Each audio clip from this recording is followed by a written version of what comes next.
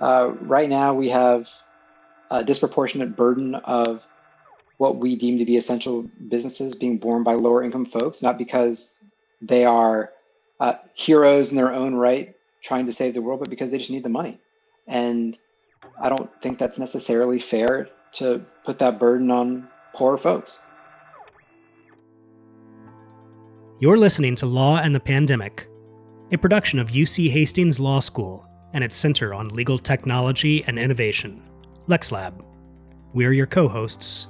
I'm Drew Amerson. And I'm Arika Smith.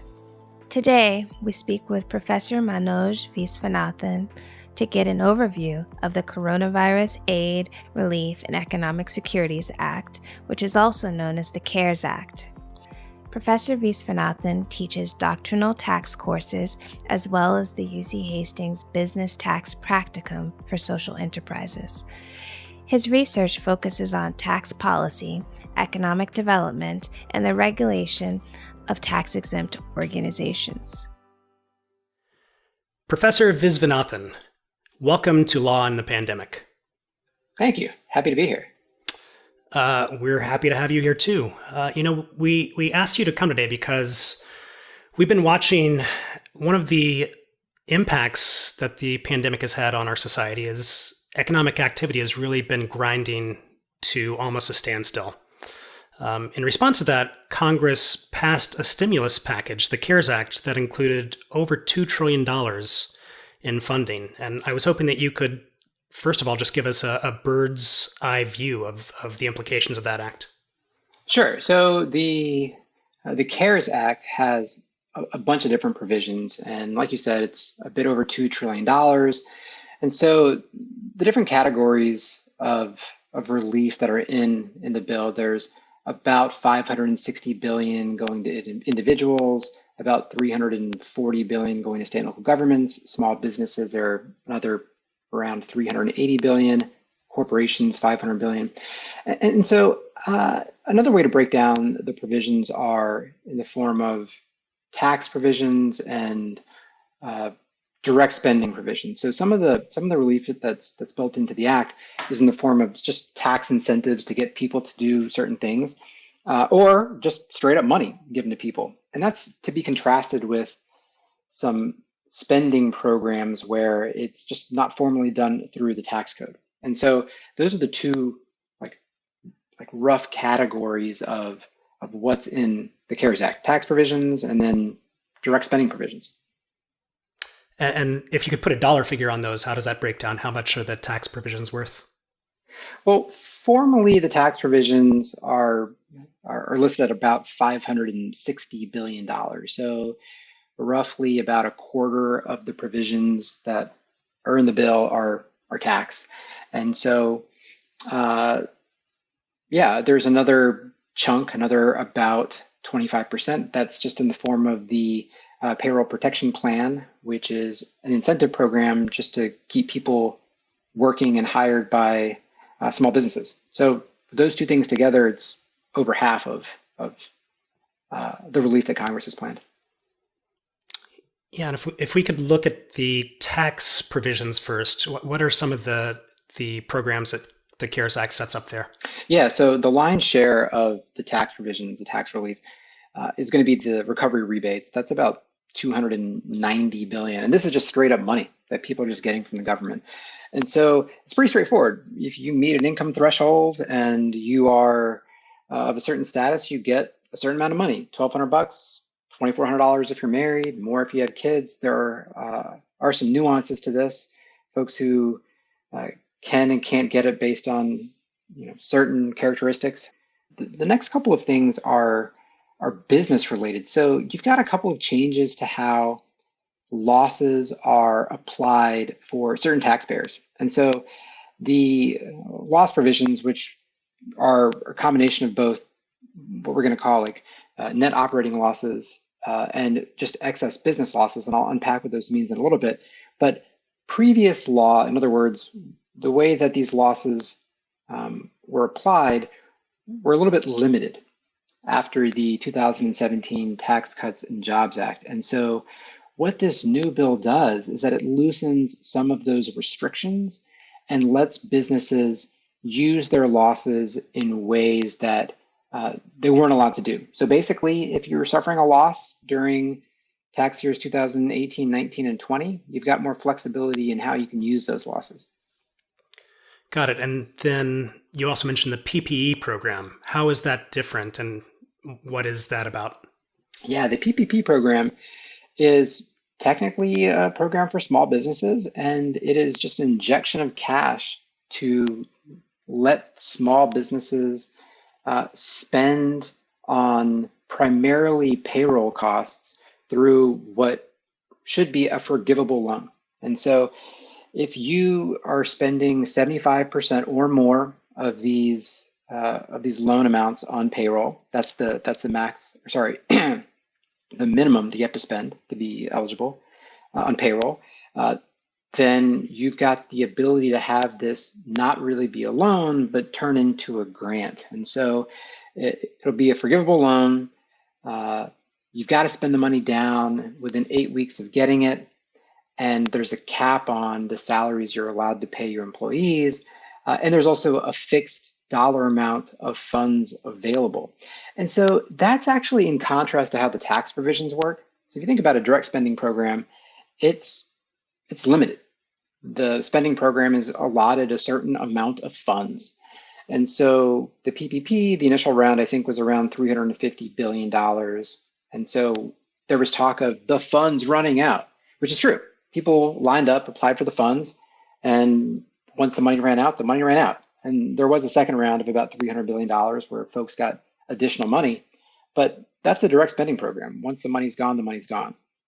Even though tax provisions have stated budget amounts, they're theoretically just available to whoever is eligible. And so these revenue estimates that I talked about before, meaning the recovery rebates and these changes to how losses are used, anyone that's eligible can take advantage of the tax benefit.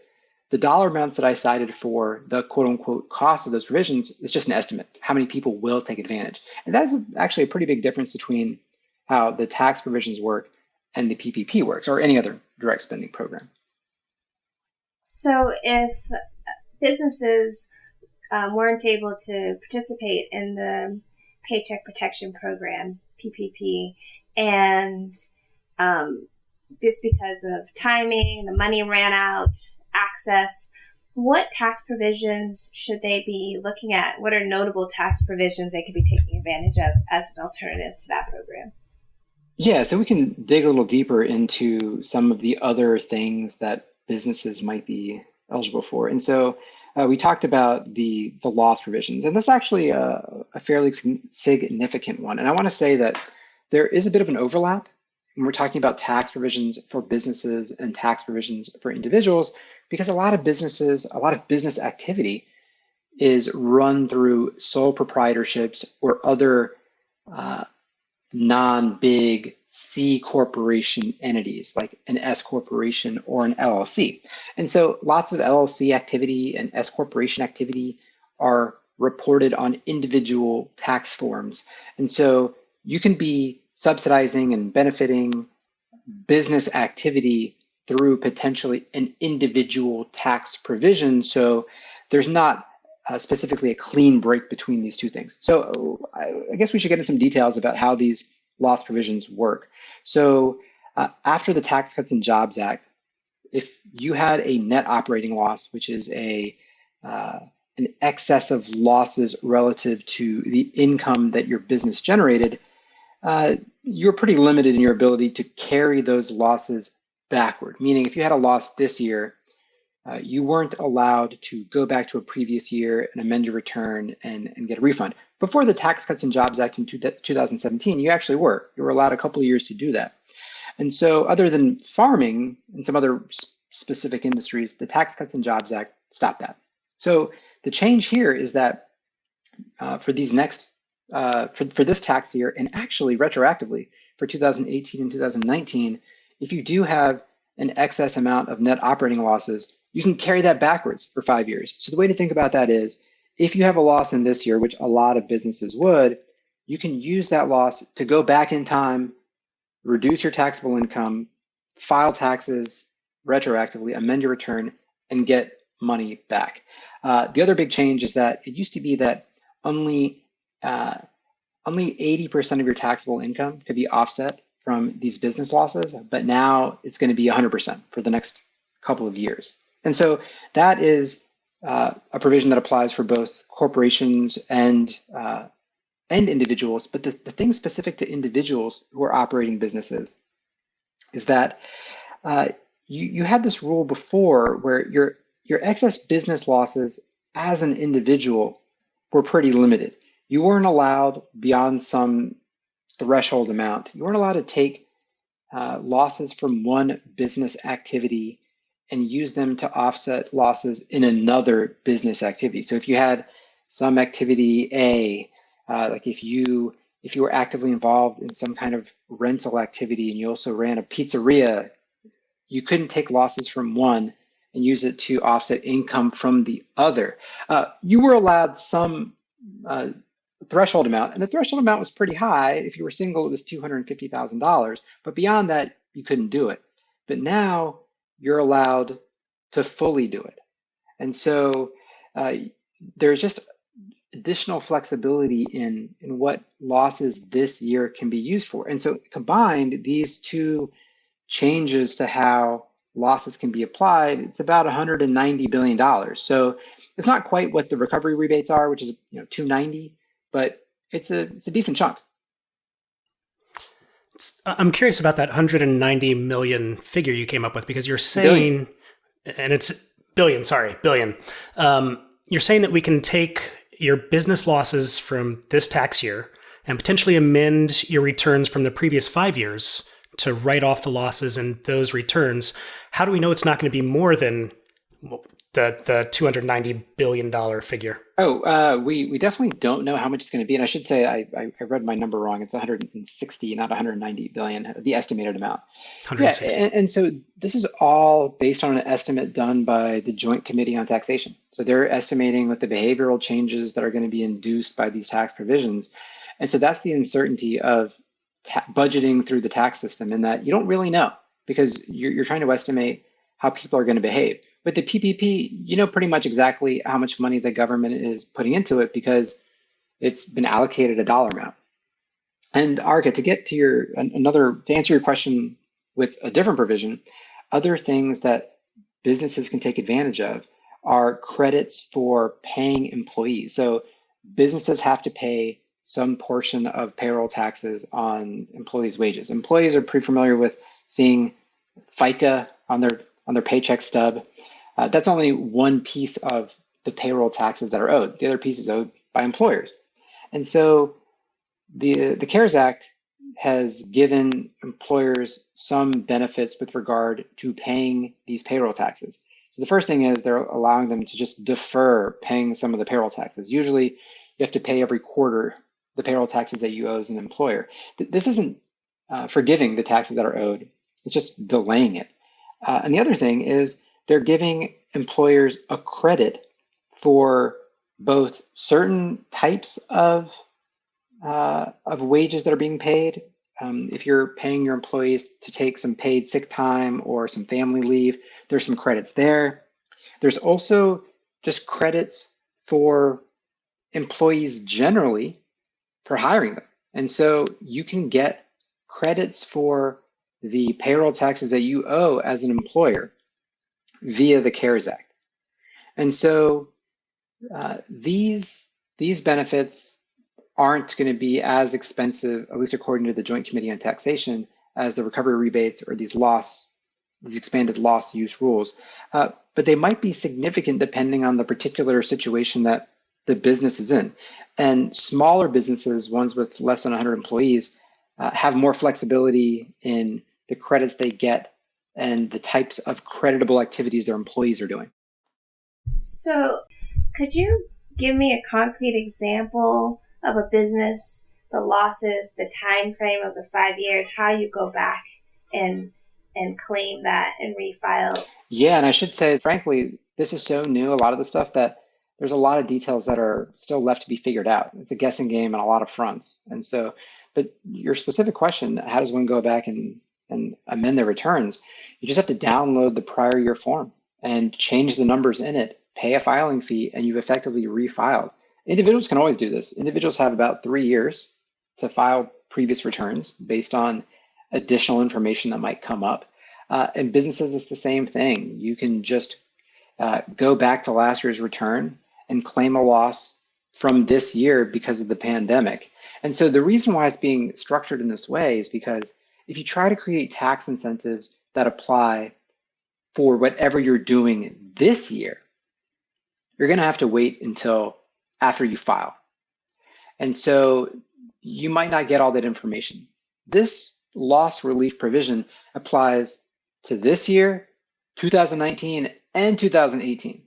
So if you had a loss in 2019 that's just sitting there unused because you don't have the income yet to use it, but you had income from 2018 that you pay taxes on, tomorrow you could file the form, get the refund, and get a cash injection today. So they're trying to figure out ways to have the tax provisions give relief, give cash to businesses and individuals right now, as opposed to having to wait until April 15th of next year to file and get whatever benefit for this tax year. When you look at the CARES Act and the provisions in there as a whole, and I know it might be too early to make this call yet, but do you get a sense of who the winners and losers are coming out of it? A little bit. I think that these recovery rebates, which are about $300 billion of the $2 trillion overall, that is directly geared towards lower income individuals. And we can't say for sure the demographics that are most affected by the pandemic. We're all affected in our own unique ways. But if you care about folks that have less amounts of income, then that $300 trillion for the recovery rebates makes a lot of sense. Now, it's not going to be perfect. There are people who might have $20 million of assets but happen to not have any income. You're not going to get it perfectly correct. But I think that $300 billion does a lot as far as targeting folks who might be more at risk. This isn't to say that they're exclusively the only group of people. We live in a pretty intertwined economy, and without small businesses and without, frankly, large businesses, we probably would also have problems. The extent to which larger businesses are getting the money is potentially problematic because the stakeholders there are not just workers and not just consumers. You've also got shareholders of these big corporations. And not to say that shareholders are unsympathetic, because large shareholders can be pension funds which subsidize retired teachers. But by and large, if you're looking at the groups of people who you probably feel less sympathy towards, it's probably going to be shareholders relative to, say, workers or lower income folks. And so I think this is a historic event that involves a lot of guessing. I think that trying to help individuals is probably the most important thing. I don't think it's the only thing. I would say now there's been an over-bias on business-friendly provisions without the oversight there to help get accomplished what the administration wants to get accomplished. Now, this is hard. I don't know if I would have done it any better, but it's probably not done in an ideal way. So to conclude, I'd be very interested to hear what you would do differently. We know we can't say for sure if it would be better or not, but what would you do differently? What provisions would you add if there were another round and you could insert your opinion? Yeah, I mean, I would try to identify the populations that we think are most at risk. And I think that is lower income folks who have folks who are at risk of having additional instability in their lives. If you have any housing needs that might not be satisfied, I think that would be important. Some kind of rent relief provisions, mortgage assistance, that combined with healthcare.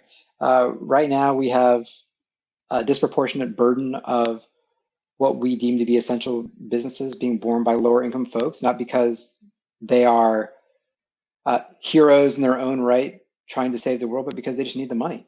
And I don't think that's necessarily fair to put that burden on poor folks. And so I think there should be a larger emphasis placed on maintaining stability for the folks that have been most adversely affected by this, and that's going to be poor, lower income individuals. Well, thank you for taking the time to speak with us today. We really appreciate your insights. Oh, it's my pleasure. Happy to be here. For more information and additional resources related to this episode, please visit our website at www.uchastings.edu/pandemic. And while you're there, you can check out all the episodes in this series. Thanks for listening.